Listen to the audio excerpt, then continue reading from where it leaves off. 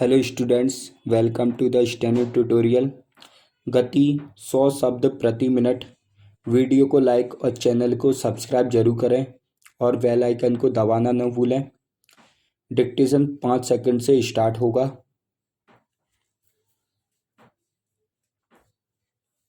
Yes, start. अध्यक्ष महोदय, आज हम लोग खेती की समस्या के ऊपर जो मांग है उस पर चर्चा कर रहे हैं। हमारा यह देश कृषि प्रधान देश है। यहाँ के लोग खेती करते हैं। स्वतंत्रता से पहले हम लाखों रुपए का अनाज देश से बाहर भेजते थे, लेकिन दूसरी लड़ाई के बाद हमारा देश अन्न के मामले में दूसरों पर निर्भर हो गया। देश में अनाज की बहुत कमी हो गई है। मुझे याद है जब पहली लड़ाई हुई थी, उस वक्त अनाज काफी सस्ता था। तब हमारा देश अंग्रेजों का गुलाम था। दूसरी लड़ाई के बाद हमारे देश में अनाज बहुत महंगा हो गया। उस समय सरकार ने खेती की ओर पूरा ध्यान नहीं दिया। पहले हमारे देश के बाजारों में लाखों मन गल्ला पड़ा रहता था। खलिहानों में भी काफी गल्ला पड़ा रहता था। इस तरह से करोड़ों मन गल्ला हमारे देश में जमा रहता था और देश के लोग बड़े आराम से रहते थे।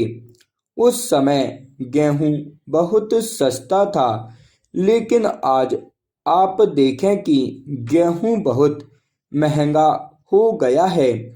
हमें इस बात पर विचार करना चाहिए कि हमारे देश में यह हालात क्यों पैदा हुए हैं। हमने पंचवर्षीय योजनाओं को शुरू किया। 4 योजनाएं हम पूरी कर चुके हैं, लेकिन खेती पर हमको जितना ध्यान देना चाहिए था उतना ध्यान हमने नहीं दिया। उद्योग धंधों पर ज़्यादा ध्यान दिया और इसी का परिणाम है कि आज हमारे देश में उद्योगों की काफ़ी उन्नति हुई, लेकिन खेती में हमारे देश ने कोई उन्नति नहीं की। हमारी खेती की पैदावार कम होती गई। इसका फल यह हुआ कि हमें जितने अनाज की ज़रूरत थी वह भी हमारे पास नहीं रहा और हमको बाहर से करोड़ों रुपए का अनाज मंगाना पड़ा। इसकी वजह से हमने आज करोड़ों रुपए का कर्ज अमेरिका से लिया है। यह हमारे देश के लिए बड़े शर्म की बात है। हमको दूसरों से मांगना पड़े, यह हमारे लिए दुख की बात होनी चाहिए। हम दूसरों से खाने के लिए अन्न मांगें, इससे बढ़कर हमारे लिए दुख की और क्या बात हो सकती है।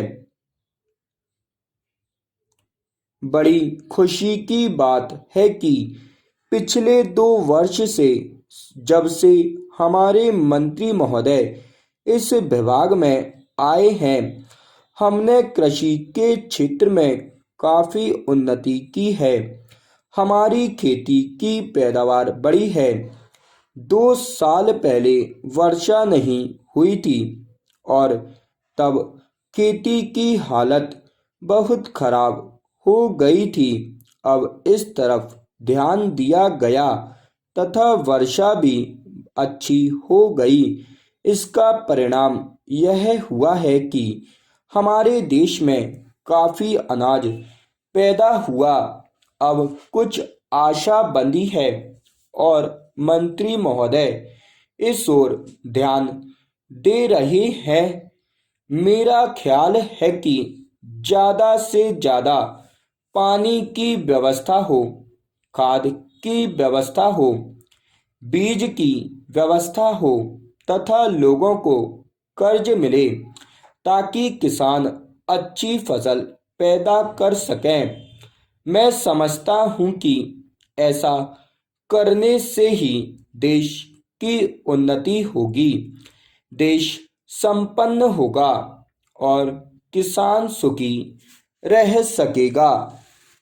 स्टॉप।